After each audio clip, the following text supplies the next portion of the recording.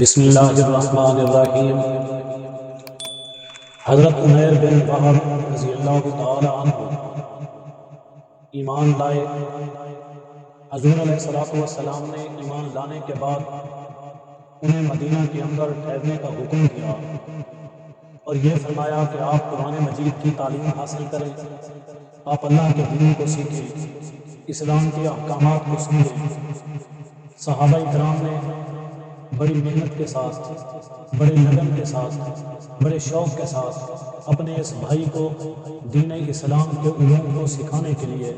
دن رات محنت کی۔ حضور علیہ السلام نے حضرت عمیر بن وہب کو سب کچھ سکھایا، بتایا اور سمجھایا۔ آپ یہاں مدینہ کے اندر ٹھہرے ہوئے تھے۔ مکہ کے اندر صفوان بن امیہ بے چین تھا، بڑی انتظار کے اندر تھا، یہاں تک کہ جب کوئی محفل ہوتی، جب کوئی مجلس ہوتی جہاں پر دو چار مشرکین ہوتے، دو چار سردار اکٹھے ہوتے کہیں غمی اور خوشی کے اندر، وہ دن رات ایک ہی بات کرتا کہ میں آپ کو ایک ایسی خوشخبری دکھانے والا ہوں، ایک ایسا کارنامہ آپ کے سامنے لانے والا ہوں کہ آپ بدر کے زخم بھول جائیں گے، آپ بدر کے اندر ہلاکتوں کو بھول جائیں گے، آپ بدر کے اندر جو شکست ہوئی وہ آپ کے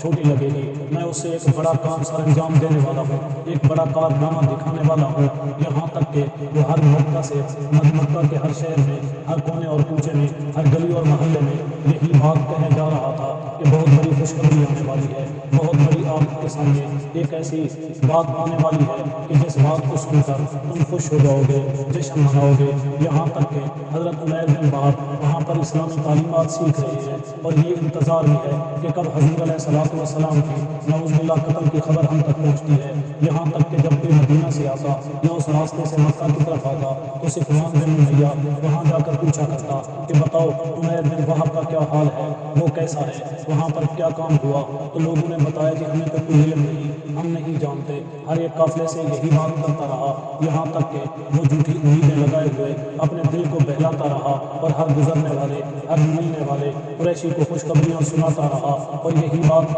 ہر ایک کے سامنے کر کے وہ اپنے آپ کو دلاسے دلاتا رہا۔ ادھر حضرت عمیر بن وہب قرآن مجید کے نور کو سیکھ رہے ہیں، اپنے دل کو منور کر رہے ہیں، یہ اس انداز سے کہ آج خوشخبری آئی، کل خوشخبری آئی، یہ اسی چکر کے اندر حادثے کو، بدر کے اس واقعے کو بھلانے کی کوشش میں تھا۔ جب ایک بہت عرصہ گزر گیا، ایک لمبی انتظار ہو گئی، پھر آہستہ آہستہ اسے پریشانی ہونے لگی، بے چینی بڑھنے لگی، لمحہ با لمحہ یہ بے قراری کے اندر، پریشانی کے اندر مبتلا ہونے لگا اور اس کے اندر دن بدن اضافہ ہوتا رہا، یہاں تک کہ ایسے ہوا کہ صفوان بن امیہ جیسے آگ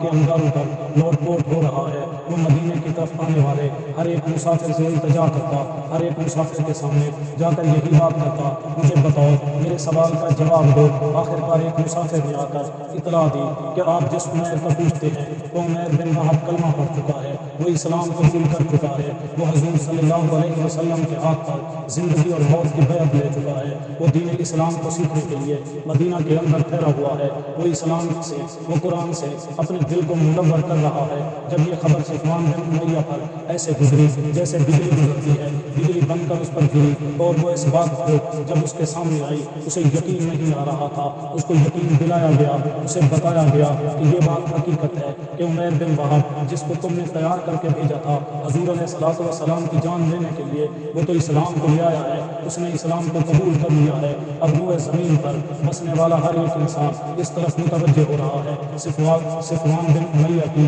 تکلیف کے اندر اور شدت آئی، اضافہ ہوا، پریشانی بڑھی، لیکن اللہ نے اسے اسلام سے نوازا اور وہ اسلام اور قرآن کو سیکھ رہا ہے۔